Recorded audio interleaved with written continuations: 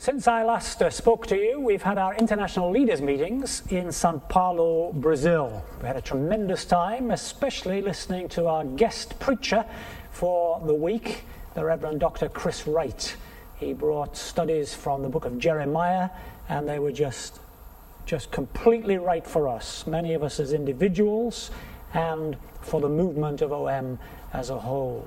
We also made some very important decisions with regard to our international governance structure, which I think will stand us in good stead for years to come. Many of you I know were praying for those meetings, and I'm grateful to you, and just reporting that I really sense your prayers were answered. In the middle of those meetings, we had the marvelous experience of watching through the webcam Logos Hope finally sailing away from Denmark, sailing into ministry, as we say.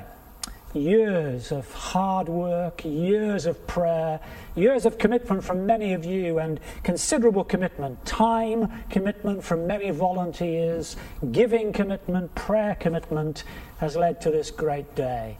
And we really do want to celebrate together with you. Thank God for His goodness. Of course, it's not the end of the project. There's still much work to be done as the ship continues in ministry. And we're still looking for volunteers, and we're still in need of income to see this project finally completed. But Logos Hope is in ministry mode, and we're grateful to God for that. Montenegro. I don't know how much you know about the country, but since early 2008, OM has held Bible studies and kids clubs on the outskirts of Bar, while hoping to find a high-profile venue in the city centre. The team has signed a contract for a small ground floor office space, and it's already renovating that space. There's even a basketball court opposite.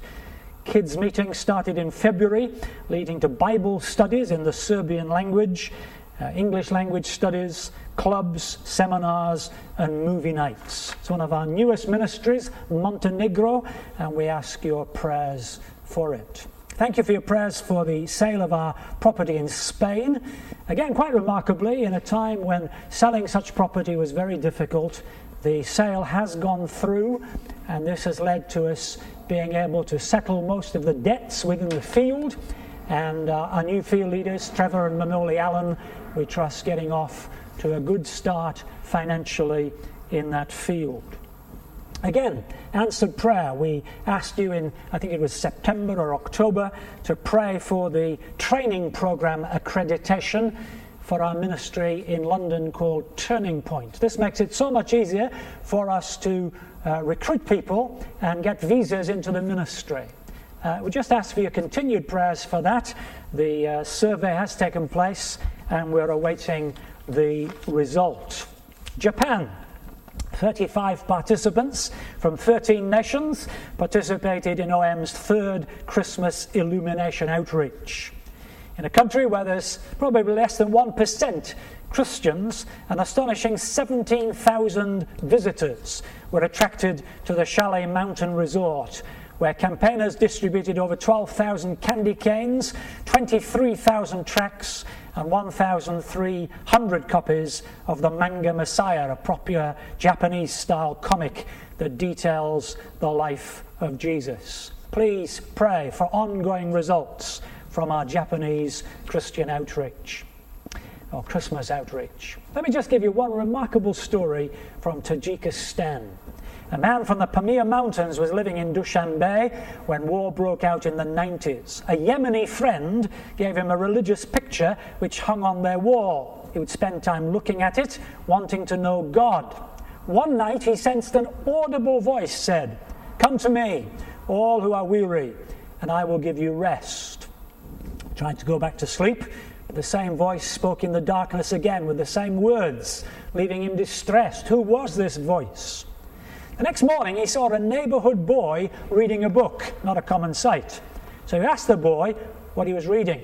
Taking the book into his hands, he read the words on the opening page, "Come to me, all who are weary, and I will give you rest." Speechless, he learned that they were the words of Jesus.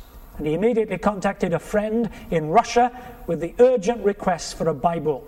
1 week later, he opened the Bible to the book of John. The first verse of John's Gospel was enough for him. In the beginning was the Word, and the Word was with God, and the Word was God. He's followed Jesus ever since with passion and fire. Pray that God would use this now mature Tajik believer, and that he would raise up many more like him. We're finding much more Jesus revealing himself to people in dreams and so on, in these far-flung corners of the world.